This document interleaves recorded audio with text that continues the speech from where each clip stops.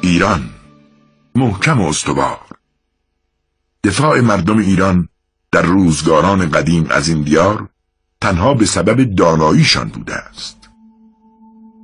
قلعه‌های تو در تو، نه با سنگ و بتون، نه با آهن و فولاد، بلکه با آب و خاک، با گل، با خشت.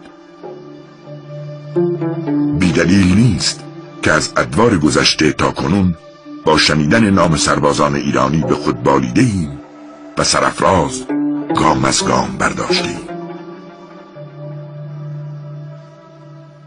قلعه سریزد یکی از همان دژهای غیر قابل نفوذ در دوران سلجوقی و صفوی است. با ما بیایید تا یک بار دیگر کتاب شکوهمند دفاع از ایران، حفظ و حراست از ناموس ایرانی و نیز پیروزی‌های سرافرازانه را ورق بزنیم.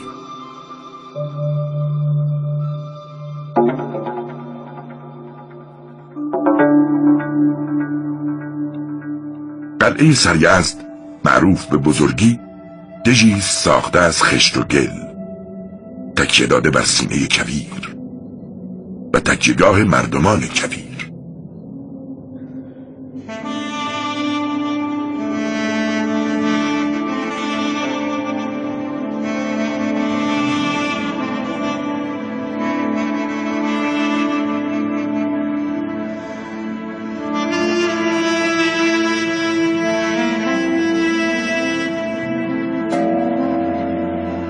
حکایت سرزمین علم و هنر و شعر و ادب با عداوت و تجاوز جور در نمی آمد. دیری است که ایران مورد ستم بیگانگان قرار گرفته است. آشکارا و نهان بر آن تاخته می شود، اما ایران همچنان پابرجاست، به همان سبب که مردمانی عالم و فرهیخته دارند.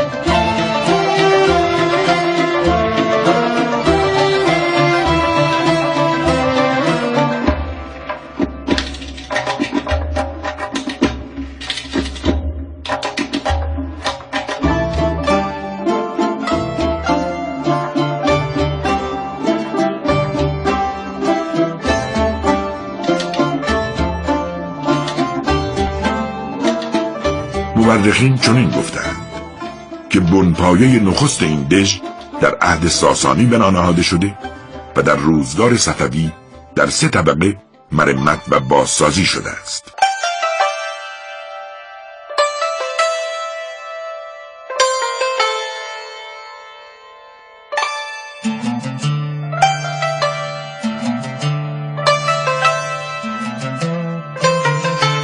در تاریخ این روستا قلعه را بانکی خواندند در قدیم الایام برای آنانی که از خود توانی برای حفاظت مالشان نبود. مال سکه بود، در و گوهر بود و گاه زیراندازی، آنچه دارایی اهل کویر بود.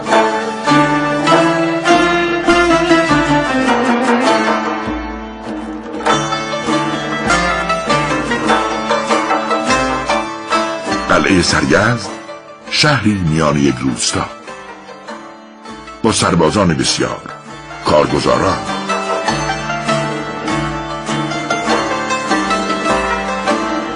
آب و قوت کافی، انبار و استبل و آغل در این سو و آن سوی قلعه.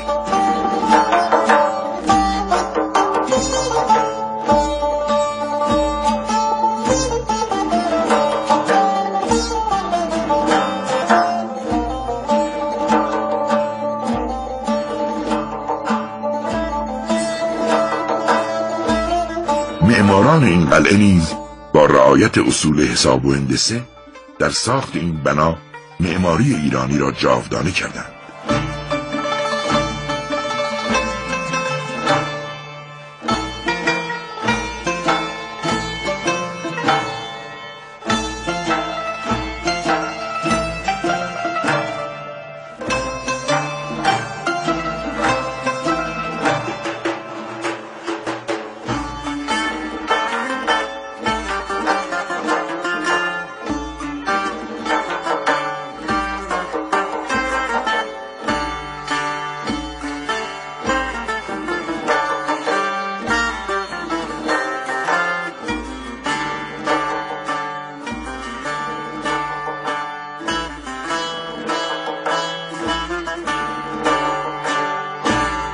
دروازه، خندق، حصار و دیوارهای تو در تو، برج‌های مراقبتی و تیرکش پای بر مهاجم می‌بندد و در زمانی محدود دشمن را در سینه سوزان کویر هلاک می‌کند.